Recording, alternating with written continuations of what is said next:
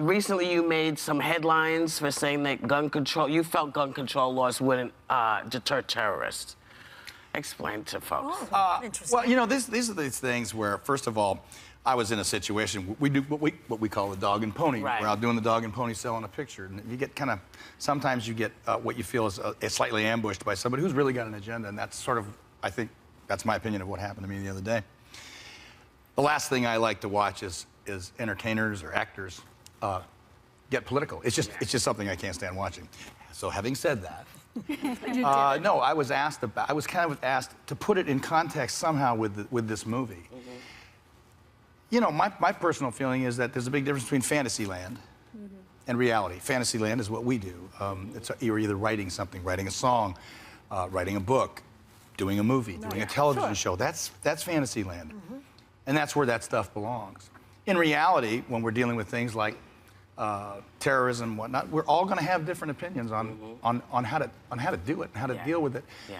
Mine happens to be that I think there's a very strong reason founding fathers had for the Second Amendment, and that is that no government ever hasn't had to fight its own people, and its own people hasn't had to fight its own government. Mm-hmm. We had our Civil War. Mm-hmm. If that Second Amendment hadn't been there, those people would not have had the opportunity to do what they considered was defending their life, their way, their style of living. So I agree with that. I think that's an important part of our existence, and it's basically that simple. I was just looking in the New York Times this morning, and the guy interviewed many people from the Midwest and from the West about San Bernardino. Mm-hmm. And the basic conclusion is that there's everybody out there has this feeling of anxiety about when's the next one.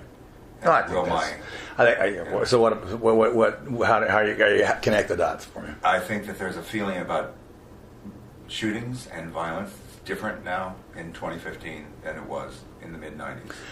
Oh, sure. It's not the 90s, and we're in 2015. But Quentin's doing the same game, more or less. Quentin does what he does, yeah. Quentin's, he's like painting a picture, he's like writing a story, or he's like a filmmaker. Right. No, I think that to mix and match reality with fantasy is something I don't understand, but that's just me. Yeah. I think that we should understand the difference.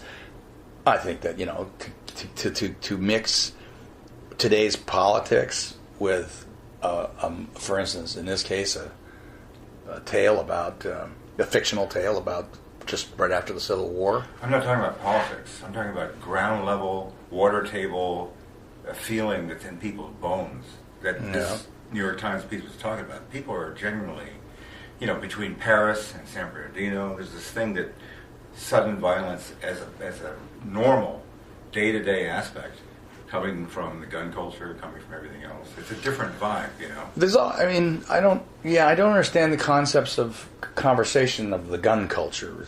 We've lived with guns since, the 7th century or something? I don't know. We all know that right now guns is a trope. It's it's not a trope, it's a totem, it's a metaphor that disenfranchised white guys need. It makes them feel good because they're being You can say what you want. I don't agree with that. So it's not my thing. But it's statistically you can look. If you think gun control or something like that is going to change a terrorist point of view, I think you're out of your mind. I think I think anybody is. I think it's absolutely insane. The problem we're having right now is that we don't have the concepts of how to turn it around and say, you may think you've got me worried about what you're going to do. Dude, you're about to find out what I'm going to do. Mm-hmm. And that's going to worry you a lot more. And that's what we need. That will change the concept of gun culture, as you call it, to something of reality, which is if I'm a hockey team and I got a guy bearing down on me as a goaltender, I'm not concerned about what he's going to do. I'm going to make him concerned about what I'm going to do. I guess Obama's point was that the guys who are on the no-fly list because of terrorist connections, can get a gun pretty easily. They can also make a bomb pretty easily. Yeah. So what? They can also get knives and stab you. What are you going to do about that? They can get cars and run you over with them. What are you going to do about that? What are you going to do about that? They didn't kill the people in San Bernardino. Oh, but they've killed others that way. Haven't they? Yeah. Yes. Yeah. So what are you going to do? Outlaw everything? That isn't the answer. Just put some control. Put some controls. What? So the people who want to defend themselves can't? No, not so you can't. Just so the idiots can't get a hold of them. That's Do all. you really believe they're not going to? Are you serious about that? Yeah, Are you make it seriously? harder. What good will that? Oh my God! You and I just disagree. Okay. You and I just disagree. I understand that you think that you can control the behavior of people that are dead set on taking your way of life away from you. I think you can control that. No, I didn't say and that. there's only one thing you can do with that, and that's say, no, dude, that's not going to happen.